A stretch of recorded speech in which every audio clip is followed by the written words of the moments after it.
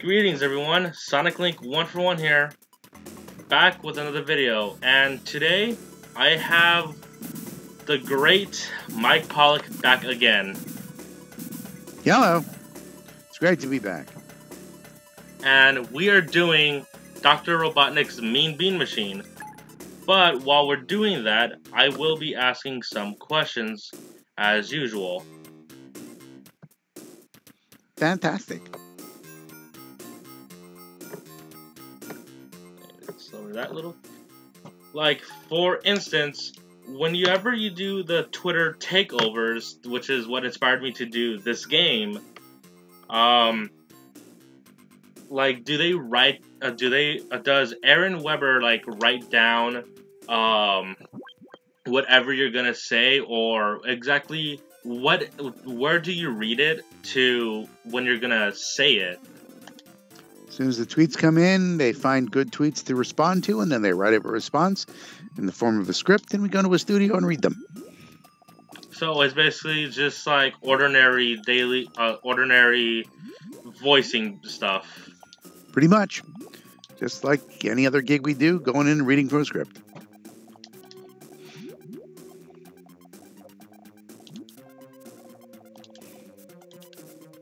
So another thing is,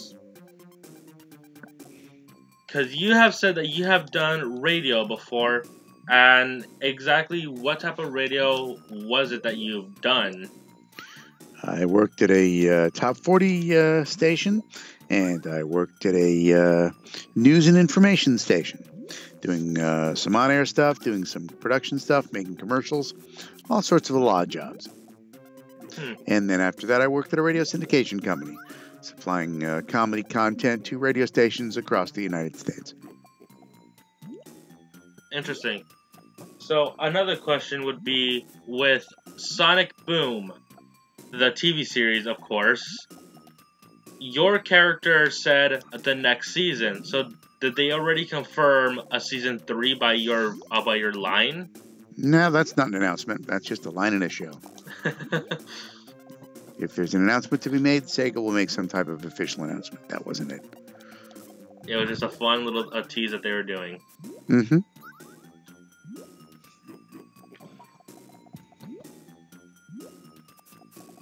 And while you're here, would you mind saying one of your Eggman lines, actually? Sure. I hate that hedgehog! Great. Okay.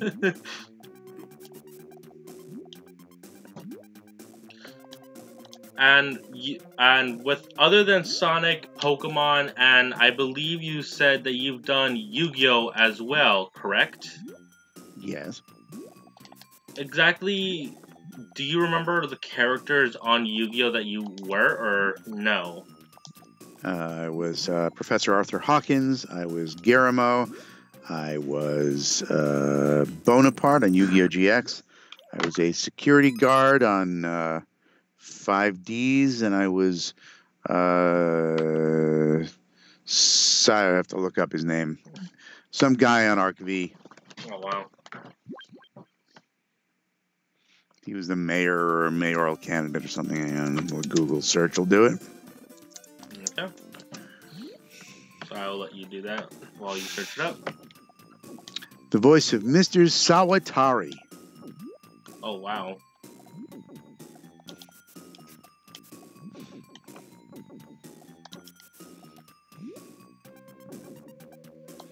Let's see. Another thing would be, because this is going to be a question again, because I had an audio error last time I had you on. So just to reinstate, exactly what gave you your love for going into the voice acting business? As a child, I loved acting and I loved radio. The perfect way to combine the two is voice acting. It's all the joys of acting without all the pesky wardrobe and costumes and makeup and line memorization and rehearsal. And if I am correct about this, it's also one of the most... Is it one of the more easier forms of entertainment? Depends on the job. Each job comes with its own challenges. My challenge comes from interpreting the script the way the director wants it, and the way to make the director and producer happy. Oh, wow. So okay. Because, of course, you know that I want to go into the voice acting business, so again, you are one of my biggest idols. Thank you.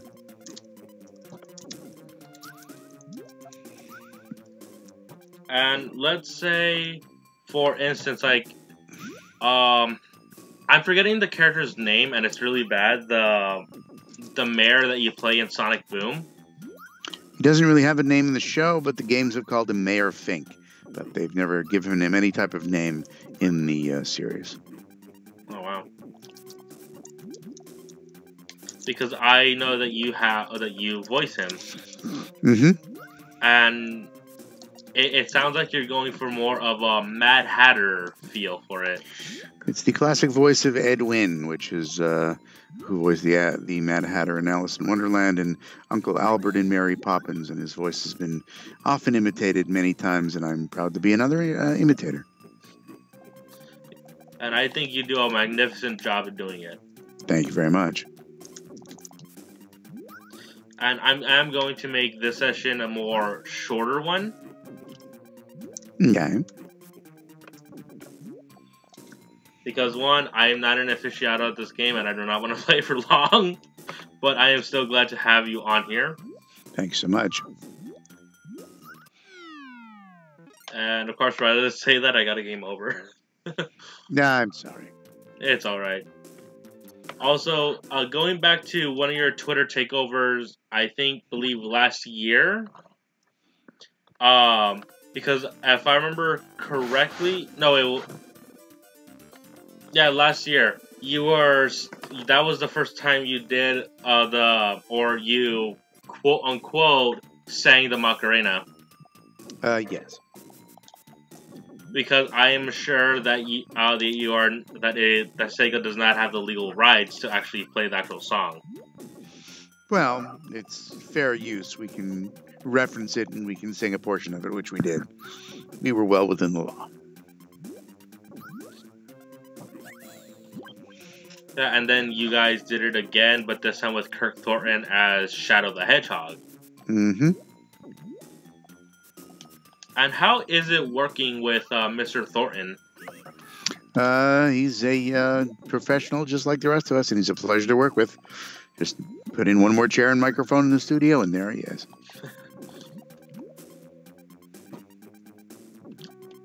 And with Roger Craig Smith, how is he, like... I'm guessing because you two have the most dialogue out of all the characters. Or is it because Dr. Eggman and Sonic... you two are the ones that have the most communication, I'm assuming. Is that correct, or...? Not really, because most of the time we're either recording in an ensemble style, and I'm clear across the country in New York while the rest of the gang is in L.A., or we're recording separately, and we have nothing to do with each other.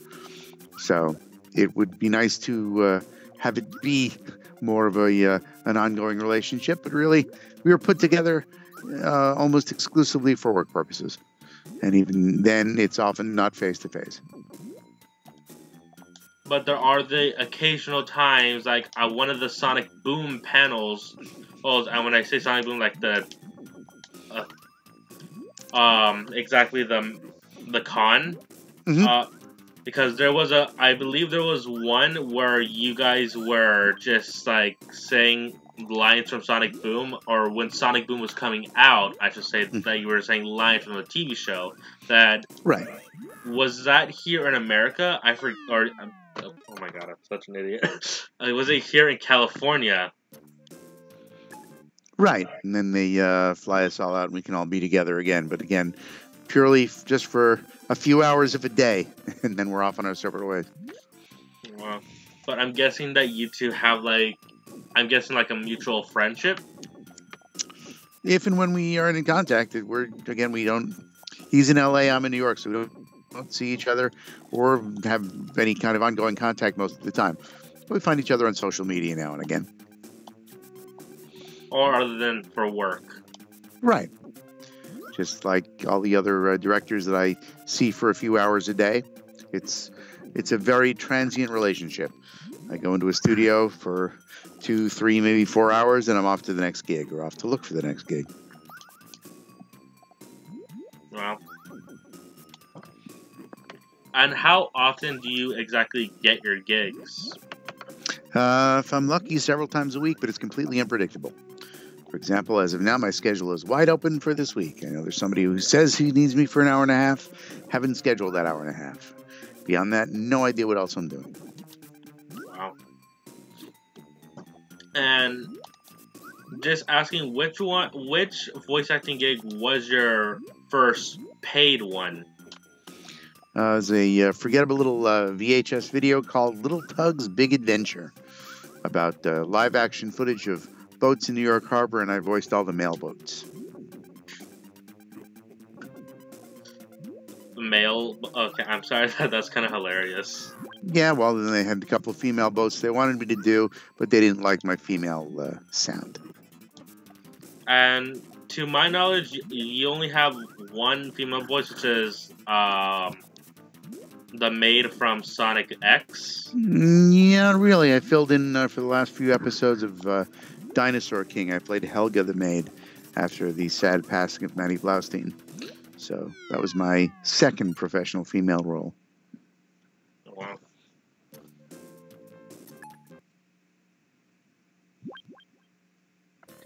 And let's see. What other voices do you do on Sonic Boom, or in Sonic in general, other than Eggman and the mayor? In Sonic Boom, I'm also Fastidious Beaver and Bolts. And elsewhere in the Sonic universe, I'm Eggman Nega and Gerald Robotnik, if and when they ever appear.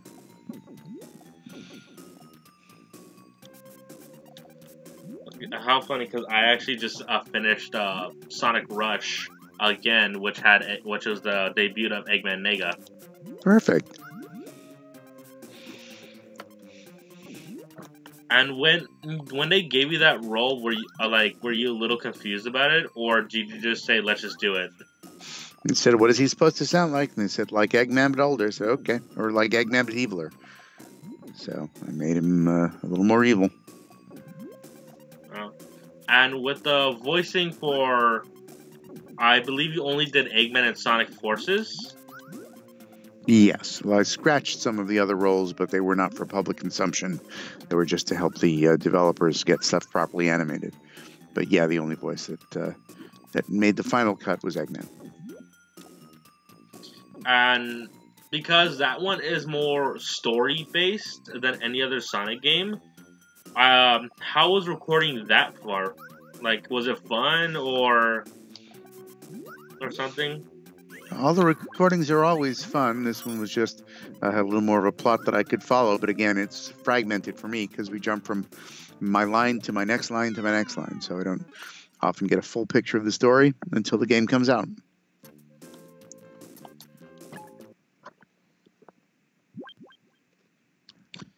And I actually just finished completing Sonic Forces, and I loved hearing your Eggman lines all the time. Thank you very much. And I'm going to give this one more shot. If I don't, then that's just going to be the end of this session. Fair enough.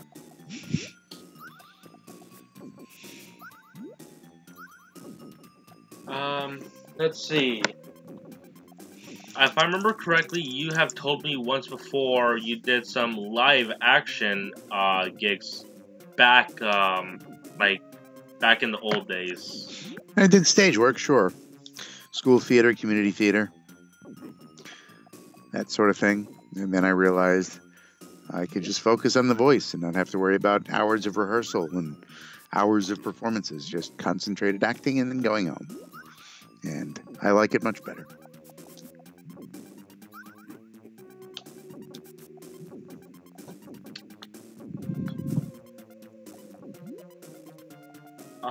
I'm having a blank right now for some questions, but I'm just gonna ask this: what other work have you done with, let's say, Kirk Thornton or Roger Craig Smith, other than Sonic? Nothing at all. They're in LA and we're in New York, and I'm in New York, so our paths don't cross otherwise. We've done I guess Kirk has done some bi-coastal shows that I've appeared in. But he recorded his parts out in L.A. and I recorded them in New York. And you'd have to search the IMDb to find the shows we've done together. But we hardly worked together on them. We just appear in the finished product. No. And I don't think Roger and I have done anything else together, or even together but separate.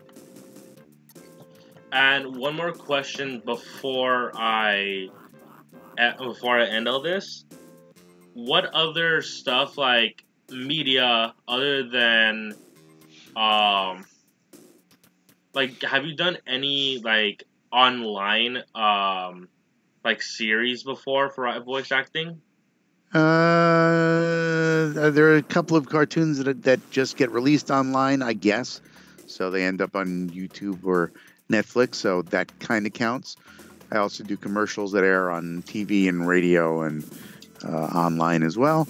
And then I do some other stuff that's also not for public consumption, like corporate stuff and e-learning stuff that has a very small, limited audience to customers of those companies or those e-learning organizations. But I'm in all sorts of media all of the time, more than most people will ever get to hear. Sweet. And also, didn't you also do Fastidious Beaver on Sonic Boom? Yes, I did. Would you mind saying one line from him? Actually, Fastidious Beaver sounds something like this. Excellent. Thank you. Oh, that's the end of this session. It's more of a shorter one, guys, but better than nothing. Thank you so much. Thanks for joining us. Thanks for listening. Thanks for watching. And until next time, see you guys. Bye-bye.